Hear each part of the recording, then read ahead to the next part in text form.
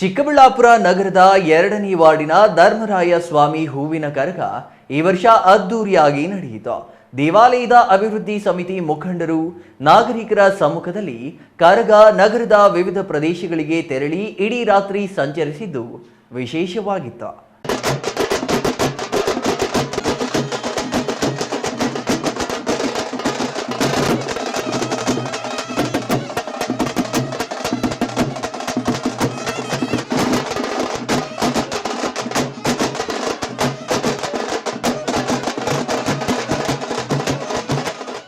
ಚಿಕ್ಕಬಳ್ಳಾಪುರ ನಗರದ 2ನೇ ವಾರ್ಡ್ನಲ್ಲಿರುವ ಶ್ರೀ ಧರ್ಮರಾಯ ಸ್ವಾಮಿ ದೇವಾಲಯದ 40ನೇ ವರ್ಷದ ಹೂವಿನ ಕರಗ ಧರ್ಮರಾಯಸ್ವಾಮಿ ಕರಗದ ಅಭಿವೃದ್ಧಿ ಸಮಿತಿಯಿಂದ ಶನಿವಾರ ಹಸಿ ಕರಗ ಮತ್ತು ಭಾನುವಾರ ಹೂವಿನ ಕರಗ ಅದ್ದೂರಿಯಾಗಿ ನೆರವೇರಿತು.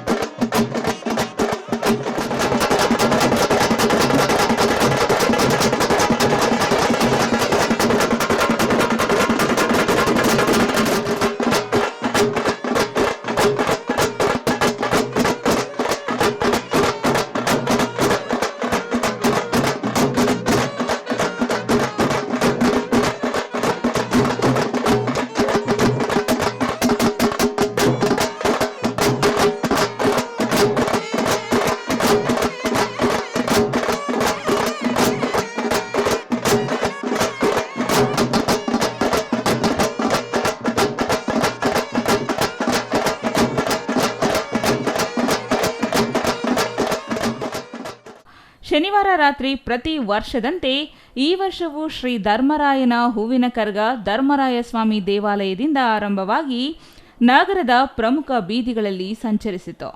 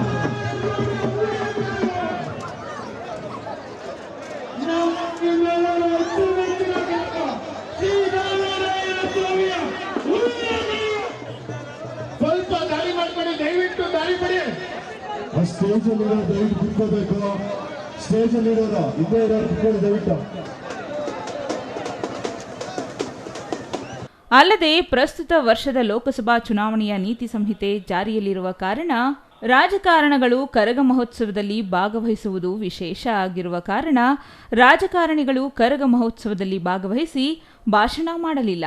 ಆದರೂ ಕರಗ ಮಹೋತ್ಸವ ಅದ್ದೂರಿಯಾಗಿ ನಡೆಯಿತು. ಆಂಧ್ರದ ಮೂಲದ ಕುಪ್ಪಂ ಗ್ರಾಮದ ಬಾಲಾಜಿ ಅವರು ಹೂವಿನ ಕರಗ ಹೊತ್ತಿದ್ದರು. ಭಕ್ತಾದಿಗಳಿಂದ ದೇವರಿಗೆ ತಂಬಿಟ್ಟು ದೀಪಗಳು ಮಾಡಿ ಮೆರವಣಿಗೆ ಮೂಲಕ ತಂದು ದೇವಾಲಯದಲ್ಲಿ ಸಮರ್ಪಿಸಿದರು. ಇನ್ನು ಕರಗ ಮಹೋತ್ಸವದ ಪ್ರಯುಕ್ತ ಚಿಕ್ಕಬಳ್ಳಾಪುರದಲ್ಲಿ ಹಲವು ಕಡೆಗಳಲ್ಲಿ ಸುಪ್ರಸಿದ್ಧ ವಾದ್ಯಗೋಷ್ಠಿಗಳನ್ನು ಆಯೋಜಿಸಲಾಗಿತ್ತು. ದೇವರ ಮುತ್ತಿನ ಪಲ್ಲಕ್ಕಿಗಳ ಮೆರವಣಿಗೆ ಮಾಡಲಾಯಿತು.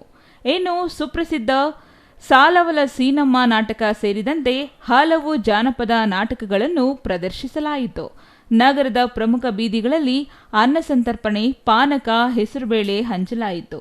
ನಗರದ ಪ್ರಮುಖ ಬೀದಿಗಳಿಗೆ ವಿದ್ಯುತ್ ದೀಪಾಲಂಕಾರ, ಕೀಲುಕುದುರೆ ನೃತ್ಯ, ಡೊಳ್ಳು ಕುಣಿತ, ಪೂಜಾ ಕುಣಿತ ಪ್ರದರ್ಶನಗಳು ನಡೆದವು.